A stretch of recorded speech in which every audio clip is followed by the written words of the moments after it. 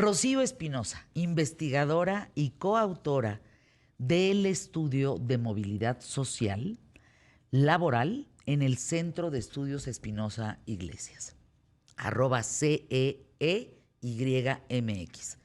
A ver, el Centro de Estudios Espinosa Iglesias presentó un reporte sobre la movilidad social en el mercado de trabajo.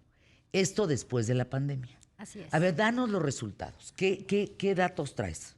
Bueno, desde el CEI nos hemos dedicado desde hace varios años al análisis de la movilidad social, tal como lo mencionas, y en particular para este boletín nos enfocamos a ver cuáles eran los cambios en tendencias en el mercado laboral previo a la pandemia 2019 a 2022, que son los datos que tenemos disponibles a partir de la Encuesta Nacional de Ocupación y Empleo. En particular, nos enfocamos a hacer este análisis por grupos de edades para personas entre 15 y 64 años de edad. Y pues, ¿qué es lo que vemos? Que creo que es un sentir que todos tenemos, y es que la pandemia en realidad nos afectó a todos.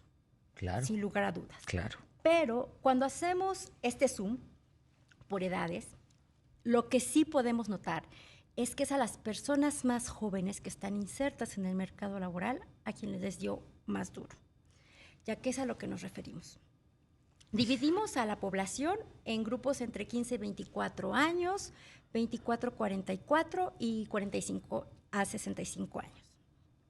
¿Y qué es lo que encontramos? Encontramos que en este grupo de los más jóvenes hubo más pérdida en que estuvieran incorporados a la población económicamente activa. Previo a la pandemia teníamos alrededor del 50%, más bien teníamos como 20%, y aumentó a 50% que habían salido. Entonces, ¿qué es lo que pasó? Que este grupo, a los más jóvenes, fueron a quienes más despidieron, a los que sacaron del mercado laboral las empresas, muy posiblemente, los negocios, ¿no? Le dieron preferencia quizás a personas mayores para quedarse en ellos, o quizás a veces solamente fue la suerte de que eres el último que llegaste por ser más joven y eres el primero que le toca ir. Sí. Eso es por un lado. Por otro lado, también tenemos información acerca de un indicador de lo que nosotros denominamos ingresos continuos. ¿Qué es lo que quiere decir esto? Lo que quiere decir es que identificamos la encuesta, lo que hace es que toca las puertas de las personas por un año seguido.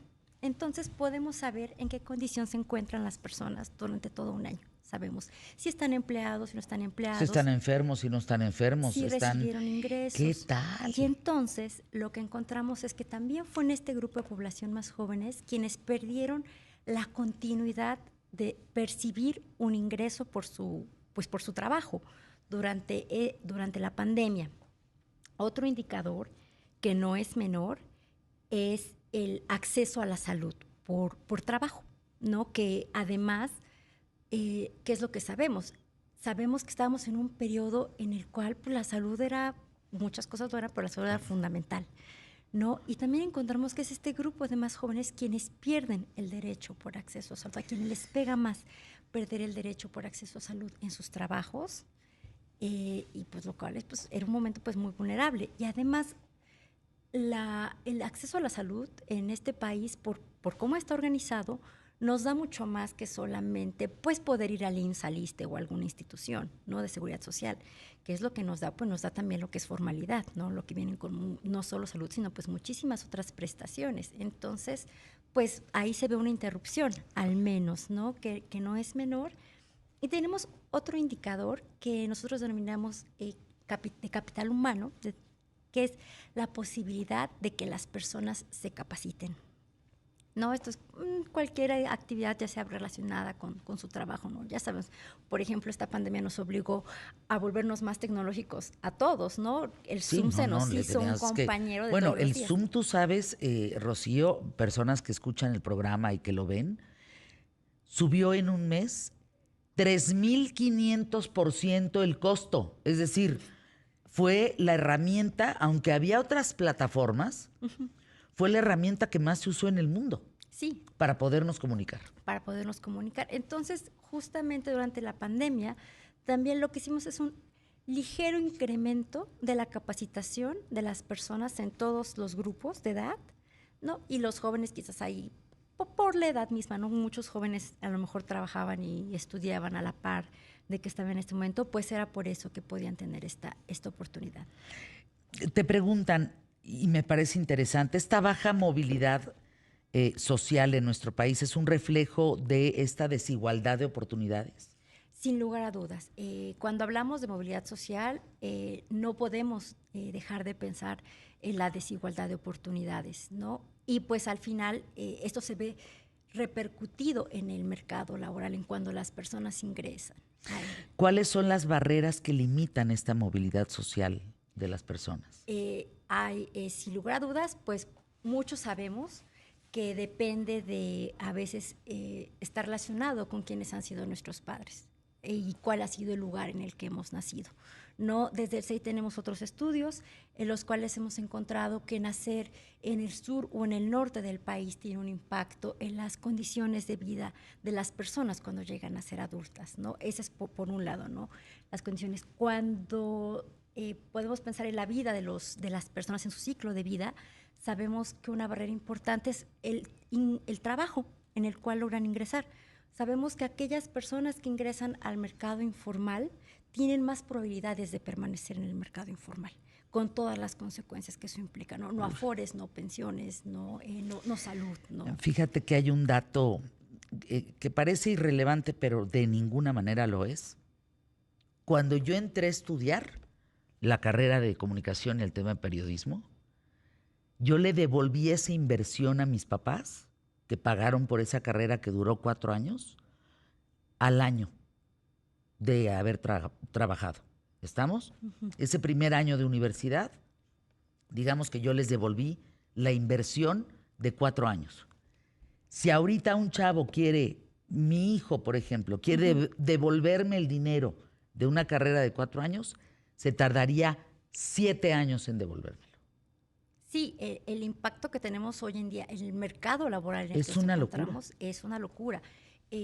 Por ejemplo, recientemente Coneval sacó las cifras de pobreza laboral, ¿no? Que es una medida de pobreza que tiene el Coneval de manera trimestral y que solo es relacionada con el ingreso al mercado laboral. Y vemos que el ingreso laboral percibido hay muchas personas en situación de pobreza, ¿no? Y cuando sabemos que en este país el ingreso laboral constituye la mayor parte del ingreso que reciben las personas, pues sin lugar a dudas eso tiene pues un impacto serio, ¿no? Y pues al final lo que vemos después es justamente las condiciones que pueden tener futuras generaciones al respecto. Vamos a anuncios QTF, pero tenemos 2 preguntas más. ¿Cuál sería el futuro de esas personas? ¿Algunas podrán salir fuera de México a encontrar nuevas oportunidades? ¿Qué porcentaje de estas personas? Sin lugar a dudas, habrá para quienes pueda ser una opción salir, y tenemos una opción ya sea por estudios, ¿no? De hacer posgrados, ¿no? Fuera del país.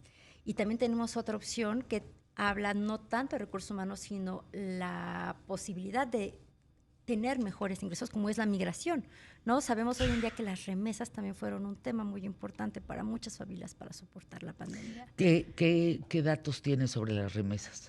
Bueno, sobre las remesas, en pandemia. Hoy en día sabemos que tuvieron un impacto notable en las familias como de menores ingresos, ¿no? Porque eran ellos básicamente quienes sostenían a muchas de las familias. Hoy con el tipo de cambio, sin lugar a dudas hay cosas que han sido buenas, pero se han visto afectadas también, ¿no? Claro. Un poco con el tipo de cambio, pero sin lugar a dudas sostuvieron, ¿no? Y pues una cosa que también citamos en el boletín es que sin lugar a dudas estos datos que nosotros generamos desde el CEI nos ofrecen un panorama pues muy cercano, muy corto, entre 2019 y 2022, pues hay toda una serie de otras variables como el impacto en la salud de aquellas personas que quedaron con secuelas del COVID, el impacto en los niños que no pudieron seguir del todo las clases, ¿no? Y que son de los cuales todavía no tenemos del todo información. Es que además, Rocío, estás hablando de este impacto económico, el impacto de movilidad, pero ¿qué tal el impacto psicológico?